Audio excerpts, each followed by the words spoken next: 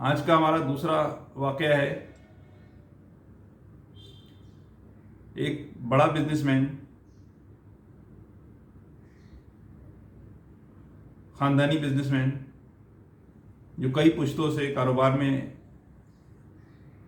कर रहे थे, उसको एक एक्सीडेंट की वजह से, कार एक्सीडेंट की वजह से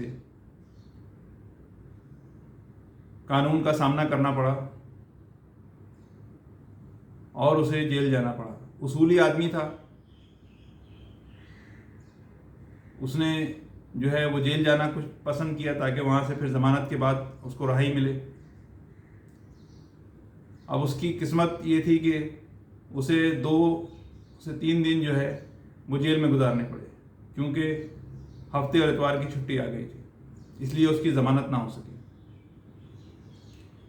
लेकिन उसे जेल में जहाँ रहना पड़ा, वहाँ उसे एक और साहब से मुलाकात करने का मौका मिला। बहुत पढ़ा लिखा आदमी था। दोनों के दरमियान में थोड़ी देर में पहचान हो गई, बातचीत शुरू हुई। वो भी कोई बिजनेस टाइकून टाइप का आदमी था और एक इत्तफाकी केस में, जैसा उसने बताया, वो उसको भी जेल आना पड़ गया। दोनों के दरमियान बिजनेस को लेकर बातचीत शुरू हुई। वो इतनी तवील होती थी कि उनको पता ही नहीं चलता था, पूरा दिन गुजर जाता था और वो थक कर सो जाते थे। सुबह उठ के दोबारा वही मौजू पे दोनों के दरमियान बातचीत शुरू हो जाती थी। दोनों एक दूसरे के सामने बिजनेस आइडियाज ट्रांसफर कर रहे थे। जो सेठ एक्सीडेंट की वजह से वहाँ जेल पहुंचा था, वो पहले दिन बहुत मुतासिर हुआ उन साहब से, जिन्होंने अपना नाम शौकत बताया था।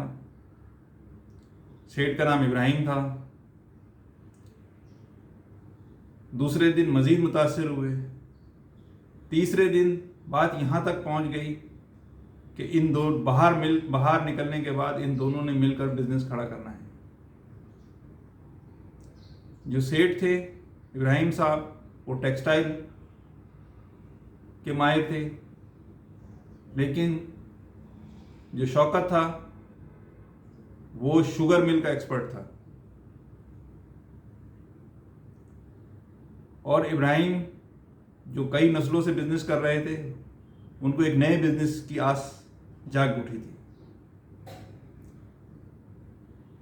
चुनाचे कुछ अरसे के बाद जब दोनों बाहर मिले तो उन्होंने अपने इस जेल की मुलाकात को अमली जामा पहनाते हुए बिजनेस का आगाज कर दिया।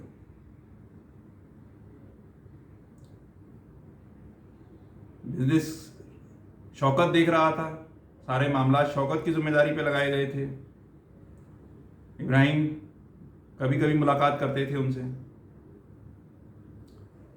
इंडस्ट्री का प्लान पूरा कर लिया गया, ज़मीन भी ले ली गई, फिर बैंक लोन अप्लाई कर दिया गया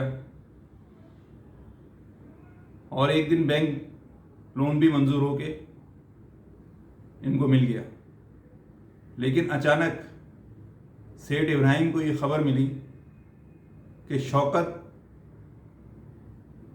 गबन के इल्ज़ाम में, फ्रॉड के इल्ज़ाम में जेल जा चुका है।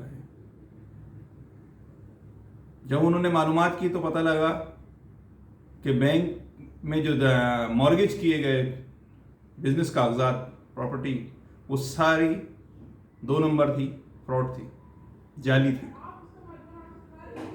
इसी वजह से बैंक फ्रॉड के इल्ज़ाम में शौकत जेल चला गया। सेठ इब्राहिम को कुछ समझ में नहीं आया, क्योंकि उनका भी नाम इसमें शामिल था, लिहाजा उनकी भी गिरफ्तारी हो गई।